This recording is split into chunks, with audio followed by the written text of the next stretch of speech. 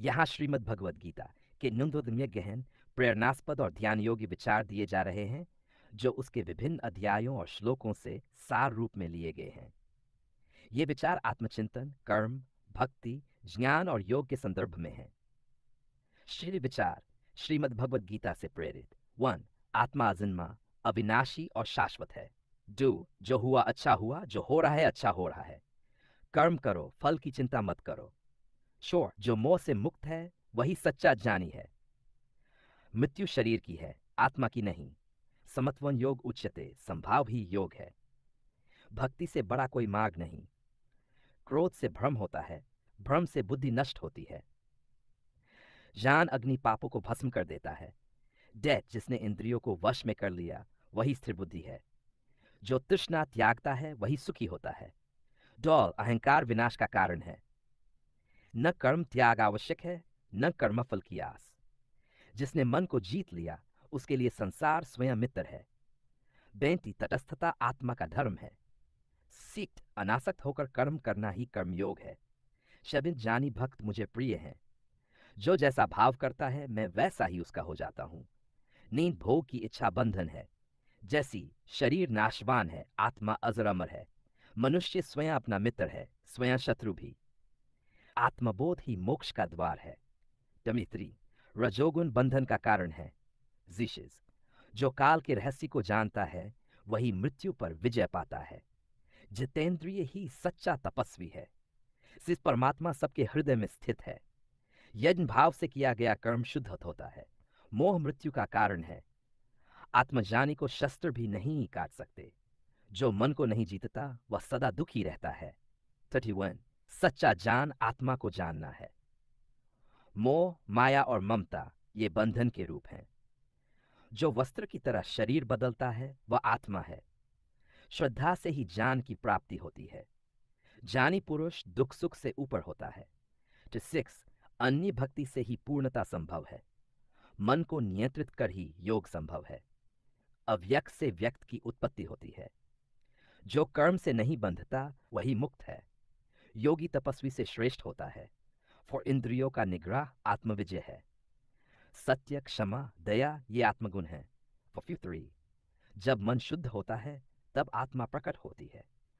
आत्मा स्वयं प्रकाश है, उसे बाह्य आलोक की आवश्यकता नहीं।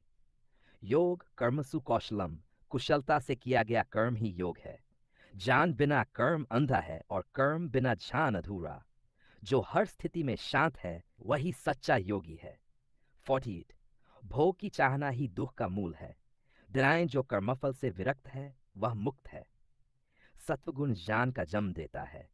समस्त सृष्टि मुझसे उत्पन्न है। श्री कृष्ण, हे अर्जुन, तू मेरा ही अंश है। मैं हर युग में धर्म की रक्षा हेतु अवतार लेता हूँ। अहंकार मेरा आवरण है। जो मुझे अंत समय में स्मरण करता है वह मुझे प्राप्त होता है। 56. ब्रह्म को जानना ही अंतिम लक्ष्य है। योग बल से मृत्यु का भी चुनाव संभव है। 58. जानी समदर्शी होता है गंगा में, कुत्ते में, ब्राह्मण में। 59. सतत अभ्यास से मन को वश में लाया जा सकता है। जो इंद्रियों के वशीभूत है वह मोह में पड़ता है। ईश्वर सभी प्राणियों के हृदय में स्थित है। जो राग द्वेष से परे है वही मुक्त है। आत्मा की शांति के लिए अंतर्मुख होना आवश्यक है। 64. रज, तम, सत्व तीनों गुणों से परे उठना ही मोक्ष है। सिर्फ मृत्यु और पुनर्जन्म का चक्र अज्ञान का परिणाम है। सिर्फ समर्पण ही अंतिम साधन है। जो अपने स्वधर्म में स्थित है वही यशस्वी होता है। ज्ञान का प्रारंभ जिज्ञासा से होता है। सिर्फ जो निंदक है वह आत्मविकास में बाधक है। जो निरंतर प्रभु का स्मरण करता है वही शांत होता है। अहिंसा, सत्य ये साधक के गुण हैं। समर्पण में ही शक्ति है। संसार एक दृश्य है, तू दृष्टा बन। अंत में केवल प्रेम ही शेष रह जाता है। श्री कृष्ण का नाम ही सबसे बड़ा मंत्र है। अर्जुन का विषाद हर साधक का आरंभिक चरण है। जीवन एक युद्ध है, भीतर और बाहर। श्री कृष्ण मार्गदर्शक भी हैं, सारथी भी। 79. धर्म रक्षण हेतु संघर्ष आवश्यक है। जो अपने धर्म से विमुख है वह सदा क्लेश में रहेगा। अज्ञान अंधकार है, ज्ञान उसका दीपक। मनुष्य अपने विचारों से बड़ा बनता है। बिना भक्ति के ज्ञान भी सूखा है। जीवात्मा परमात्मा का अंश है, पर ब्रह्मचर्य साधना की नींव है। 6 युक्ताहार और युक्त विहार, यही योग है। सफलता और असफलता दोनों में संभाव रखो। हर परिस्थिति में भगवत भाव रखो। आत्मनिष्ठा ही सच्ची स्वतंत्रता है। ब्रह्म को जानकर ही जीवन सार्थक होता है। नोए शांति बाहर नहीं, भीतर है। नो सच्चा योगी संसार में रहते हुए भी निर्लिप्त रहता है। ने सभी धर्मों को त्याग, केवल मेरी शरणा हो। हर श्वास में ईश्वर का स्मरण करो। जब भी हम किसी वृक्ष की पूजा करते हैं, यही पुष्प, यही तिलक, हम उसकी जड़ों को अर्पित करते हैं। अर्थात कहानी हो या ना हो, अनजाने में यह प्रकृति आपको वह मांद ही देती है जिसके आप पात्र हैं। और इसीलिए तो मैं कहता हूं, तू कर्म किए जा, तू फल की चिंता न कर। तुझे वह मां अवश्य मिलेगी जिसका तू पात्र है। बस विश्वास कर। राधे राधे। कोमल घास को देखा है आपने? इतनी कोमल कि कोई बालक भी आकर उस पर बैठ जाए तो यह दब जाती है। और यदि कोई हाथी आ गया तो बड़ी सरलता से इसे जड़ से उखाड़ कर फेंक सकता है। परंतु वही कोमल घास जब एकजुट होकर उगती है तो एक शक्तिशाली बंधन में परिवर्तित हो चुका है। एक ऐसा बंधन जो किसी हाथी को बांधने में सक्षम हो सकता है। वही हाथी जो बड़ी सरलता से इस घास को उखाड़कर फेंक सकता था। समझे आप? इसी रस्सी की भांति यदि एक साथ रहोगे, एक दूसरे की सहायता करोगे, साथ निभाओगे, तो कितनी भी बड़ी समस्या क्यों ना हो, उसका हल बड़ी सरलता से निकाल पाओगे। तो प्रेम से बोलिए, राधे राधे। हमारा शरीर प्रकृति की सर्वोत्तम रचना है। जो तत्व हमें मिले हैं उन सबका अपना अपना एक संदेश है। 2 आंखें देखने के लिए, 2 हाथ मेहनत करने के लिए, परंतु रक्षा के लिए कभी सोचा है क्यों? क्योंकि शब्द, हाँ, शब्द ही मनुष्य का सबसे बड़ा शस्त्र है, जिसका उपयोग जितना सोच समझ कर किया जाए उतना ही श्रेष्ठ। कुछ समझे या नहीं? देखो, सुनो, समझो। अधिक बोलो, कम। तो प्रेम से बोलिए, राधे राधे। सबसे बड़ी घटना क्या है? सबसे बड़ी सफलता क्या है? भविष्य में चींटी रहे या न रहे, परंतु उसके बनाए हुए घर वर्षों तक टिके रहते हैं। जीवन में सफलता के साथ भी ऐसा ही होता है। आपको एक दिन में सफलता नहीं मिलती, किंतु यदि आप प्रतिदिन प्रयास करते रहें तो एक दिन आपको सफलता अवश्य मिलेगी। तो प्रयास करते रहिए, सफलता एक न एक दिन आपके पास आएगी। तो प्रेम से कहिए, राधे राधे। आपने कभी पेड़ की सबसे ऊंची शाखा पर लगे हुए फल को देखा है? जब तक वह टहनी से जुड़ा रहता है तब तक ऊंचाई पर होता है, लेकिन जैसे ही टूटता है, क्या वह आकाश की ओर जाता है? नहीं, वह धरती की ओर गिरता है। जो ऊपर है वह नीचे आता है। क्यों? क्योंकि इस फल को अपनी ऊंचाई का एहसास धरती पर गिरकर ही होता है। यही बात हम मनुष्य के लिए भी लागू होती है। यदि आप संपन्न हैं तो उनकी सहायता अवश्य करिए जो आपसे समर्थ में कम है, जिनको सहायता की आवश्यकता है। आप समर्थन में अधिक हैं क्योंकि वे आपसे कम हैं, बल्कि उनकी सहायता करना भी आवश्यक है जो किसी कारणवश आपसे नीचे रह गए। बात समझ सकते हैं? तो आप क्यों नहीं? राधे राधे। उसका बहाव रुक जाता है और इसी कारण वह दुर्गंधपूर्ण हो जाता है, किसी काम का नहीं रहता। हमारे जीवन में भी कुछ ऐसा ही होता है। यदि नदी की भांति जीवन में कुछ देना सीखो तो जीवन में मिठास बनी रहेगी। यदि सागर की भांति बांटने के स्थान पर केवल संचय करते रहो तो मन में खटास भरती रहेगी। और यदि नल की भांति बहना छोड़ दो, कर्म करना छोड़ दो, तो किसी काम के नहीं रहोगे। इसलिए बिना किसी विराम के कर्म करते रहो। जो कुछ आपके पास है उसे बांटना सीखो। मन प्रसन्न होकर बोलेगा, राधे राधे। संघर्ष। जन्म लेते ही व्यक्ति को जीवन जीने के लिए संघर्ष करना पड़ता है।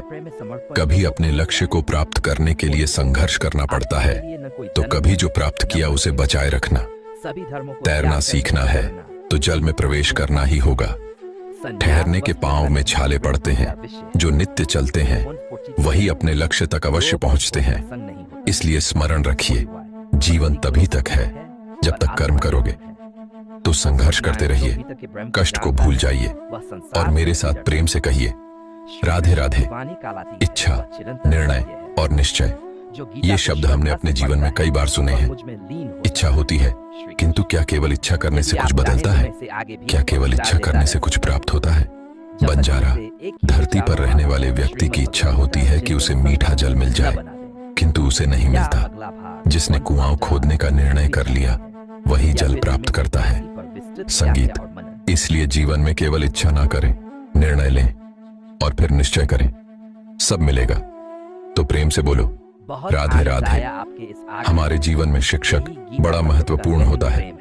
शिक्षक से हम सीखते हैं, जीवन जीना सीखते हैं। किंतु यदि कोई यह प्रश्न करे कि हमारे जीवन में सबसे बड़ा, सबसे महत्वपूर्ण शिक्षक कौन है, तो उत्तर एक ही होगा, माँ। क्योंकि संसार में माँ से अधिक देने वाला कोई हो सकता है क्या?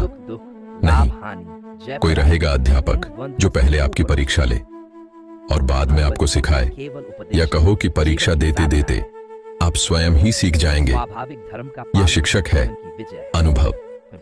इसलिए अनुभव और अनुभवी को साथ रखेंगे तो इस जीवन में कभी असफल नहीं होंगे। तो प्रेम से बोलो राधे राधे। मनुष्य की एक विशेष प्रवृत्ति होती है, वह कभी स्वयं से संतुष्ट नहीं रहता, कभी स्वयं से प्रश्न नहीं करता। जो है उससे अधिक पाने की चाह रखता है, जो पा लिया उससे आगे बढ़ना चाहता है, अपने जीवन में बदलाव लाना चाहता है। और यह प्रवृत्ति संसार में सबसे महान है, क्योंकि इस प्रवृत्ति के चलते संसार में विकास होता है। किंतु इस बदलाव के लिए मनुष्य उसकी खोज में रहता है, जो उसके जीवन में परिवर्तन ला सके, उसे मार्ग दिखा सके, उसके जीवन में नया उजाला भर सके। और इसके लिए मनुष्य संसार भर में खोजता रहता है। लेकिन क्या आपको पता है, जो चीज वह बाहर खोज रहा है वह वास्तव में उसके पास ही है? बताइए कौन? यदि कोई आपका जीवन बदल सकता है तो दर्पण देखिए। हाँ, वह स्वयं आप ही हैं। आप ही अपने जीवन को बदल सकते हैं। आप ही स्वयं को मार्ग दिखा सकते हैं, जीवन में बदलाव ला सकते हैं, परिवर्तन ला सकते हैं। इसलिए पहचानिए अपनी भीतर की शक्ति को और विश्वास कीजिए, इस संसार में आपसे अधिक शक्तिशाली और कोई नहीं। जीवन बदल जाएगा तो प्रेम से कहिए राधे राधे।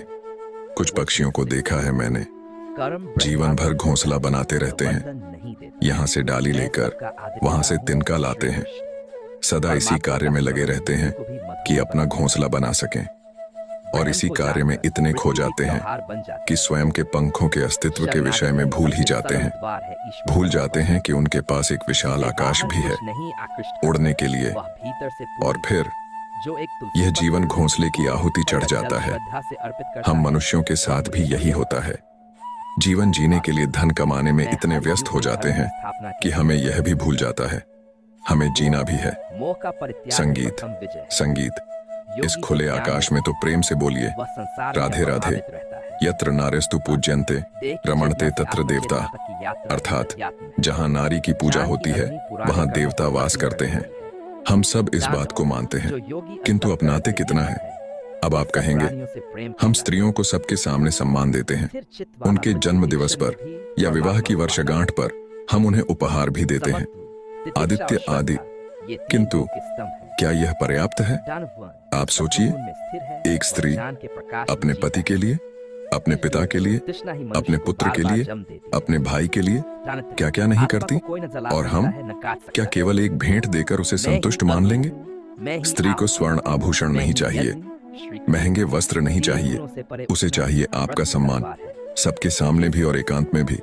उसे चाहिए सम्मान, स्नेह और समानता, आपका समय, आपका समर्पण और थोड़ा सा प्रयास। कभी बरगद के वृक्ष को देखा है? कितना विशाल होता है। क्या यह भारी डालियों का बोझ यह तनाव सह भी पाएगा या नहीं? कभी लगता है कि कहीं यह वृक्ष टूटकर गिर न जाए, किंतु नहीं। समय पड़ने पर इसकी शाखाओं से निकलने वाली बेलें धरती की ओर बढ़ती हैं और फिर स्वयं जड़ बनकर इस वृक्ष को सहारा देती हैं। इसी प्रकार जो परोपकार करते हैं, सत्कर्म करते हैं, इसीलिए जीवन में सहारे की नहीं कर्म की चिंता कीजिए। तो प्रेम से कहिए राधे राधे। धन, कामना, इच्छा और आश्चर्य की बात यह है कि मनुष्य ही एकमात्र प्राणी है जो कभी अपना पेट भर नहीं पाता। क्यों? इसका कारण यह है कि इस संसार में हर जीव उतना ही शिकार करता है जितना जीने के लिए आवश्यक हो। वह कुछ इकट्ठा नहीं करता, पर मनुष्य इकट्ठा करता ही जाता है, किंतु न तो अपनी मन की भूख मिटा पाता है और न ही अपने शरीर की तृष्णा। इसलिए इस जीवन से बहुत कुछ सीखिए। इस चैनल को सब्सक्राइब करना ना भूलें। जल्दी ही मिलते हैं एक और ज्ञानवर्धक वीडियो के साथ। अपना ख्याल रखें, स्वस्थ रहें, प्रसन्न रहें। जय श्री कृष्णा। कृष्ण कभी केवल बालक नहीं रहे, वे शाश्वत बालकत्व के प्रतीक हैं। श्री कृष्ण की बांसुरी आत्मा को आकर्षित करती है, माया को नहीं। उनका प्रेम राधा के लिए था, पर दया सबके लिए है। जो कृष्ण को स्मरण करता है उसे समय भी पराजित नहीं कर सकता। वे लीला में हैं, पर लीला में भी केवल ब्रह्म ही प्रकट होता है। देन श्री कृष्ण कर्ता भी हैं, अकर्ता भी, यही उनकी लीला है। 11 गीता उनकी वाणी है, पर वह स्वयं गीता से परे हैं। वे कर्म सिखाते हैं और मोक्ष भी देते हैं। उनका प्रत्येक नाम गोविंद, केशव, माधव एक मंत्र है। जब संसार बंधन लगे तब श्री कृष्ण स्मरण ही मुक्ति का द्वार है। वे दीनों के सहायक और भक्तों के रक्षक हैं। सेक्स श्री कृष्ण का मुकुट केवल शोभा नहीं, चेतना का प्रतीक है। सिविडें भीतर के अंधकार को हरते हैं, बिना किसी अस्त्र के। बैट्स रास उनकी दिव्य लीला है, जो आत्मा और परमात्मा के मिलन का प्रतीक है। वे समय के पार हैं और काल स्वयं उनके अधीन है। जो श्री कृष्ण को प्रेम करता है उसका हृदय ब्रह्मलोक बन जाता है। शुभवन श्री कृष्ण के चरणों की धूल से ही भक्तों को अनंत शांति मिलती है। श्रीधर उनका एक नाम लेने मात्र से मन की चंचलता समाप्त हो जाती है। दुष्ट 3 वे शरणागत वत्सल हैं, शरण में आए का वह कभी त्याग नहीं करते। श्री कृष्ण के नेत्रों में करुणा का अनंत सागर है। उनका गीतोपदेश केवल अर्जुन के लिए नहीं था, वह हर आत्मा के लिए था। 6 उनका मौन भी उपदेश है और उनका संगीत भी समाधि है। वे नित्य है, अविनाशी है और सर्वत्र हैं। उनका जीवन धर्म, प्रेम और पूर्णता का आदर्श है। 9 वे युद्ध भूमि में भी स्थिर है, यही योग है। श्री कृष्ण के बिना धर्म अधूरा है। श्री कृष्ण को जानना अपने आप को जानने के समान है। उनका प्रेम सांसारिक नहीं, वह पारलौकिक है। वे केवल गोपियों के नायक नहीं, समस्त आत्माओं के स्वामी हैं। श्री कृष्ण के नाम में ही चेतना की चिंगारी छुपी है। उनका स्मरण साधना नहीं, उत्सव बन जाता है। श्री कृष्ण की दृष्टि में पाप और पुण्य दोनों माया के बंधन हैं। जब अन्याय बढ़ता है श्री कृष्ण स्वयं आते हैं, कभी बाह्य रूप में, कभी अंतरात्मा में। उनका प्रेम निर्मोही है, परंतु कभी निराश नहीं करता। दाएं श्री कृष्ण का हर उपदेश समय से ऊपर है। जो उनका हो गया उसे फिर कुछ और पाना नहीं रहता। 41 उनकी बांसुरी की ध्वनि संसार की असत्यता को भुला देती है। 42 श्री कृष्ण हंसते हैं और संसार में आनंद भर जाता है। वे चक्रधारी हैं, पर स्वयं चक्र के पार हैं। वे कर्मयोगी भी है और निष्कामी भी। श्री कृष्ण की रासलीला आत्मा और परमात्मा की चिर मिलन कथा है। उनके चरणों की सेवा ही सर्वोच्च योग है। जो उन्हें केवल भगवान माने वे आधे हैं, जो उन्हें प्रेम करे हैं वे पूर्ण। श्री कृष्ण की वाणी से ही धर्म पुनर्स्थापित होता है। वे न जन्म के कारण बंधते हैं, न मृत्यु के कारण समाप्त होते हैं। श्री कृष्ण ही प्रेम का, ज्ञान का और धर्म का परम स्वरूप है। आप कहे तो मैं श्री कृष्ण पर वोचा या थिशा विचारों का एक पूर्ण संग्रह तैयार कर सकता हूं, या चाहे तो इन विचारों का PDF, पोस्टर या साप्ताहिक पाठ योजना भी बना दूं। क्या आप आगे 40% वन टच श्री कृष्ण विचार चाहते हैं?